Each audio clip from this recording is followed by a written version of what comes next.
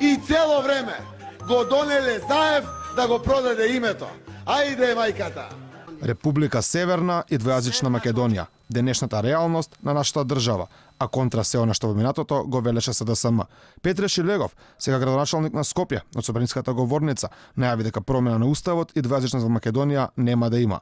Ниста Бранова должина со него, самото на социјалните мрежи беше пратеникот Павле Богоевски. Промена на уставниот карактер на Република Македонија како парламентарна демократија и унитарна држава нема. Примена на двојазичност на целокупната територија на Република Македонија нема. Нема присилно учење јазик, казни за незнаење албански, нема двојазични банкноти, двојазични униформи, нема промена на устав. Истиот став го имаше премиерот Заев. За него двојазичноста беше невидена глупост, а прашуваше докаде забегале тие кои за тоа предупредуваа. Кој бе тоа ќе спроведе во Радовиш, во Струмица, во Прилеп, во Кавадарци двојазичност? Глупости невидени, докаде забегаа? Премиерот нидната Република Северна Македонија во минатото говореше дека не постои роден човек кој може да побара промена на уставот поради промена на уставното име.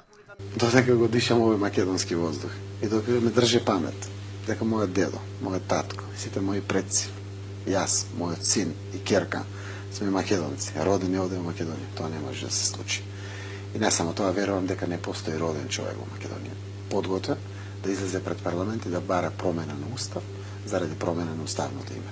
Пресериозно е ова прашање и навистина не боли нашата национална посебност. Никој не може во Македонија, верувам дека нема родено таков човек кој што би дозволил промена на устав и промена на нашиот идентитет.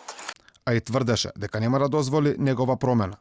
А што се однесува до уставот, гарантирам, одличен устав имаме. Европски устав. Уставот нема да дозволам никој да го смени. Уставот ќе се почитува. Уставот ќе се спроведува. Нема менување на уставот.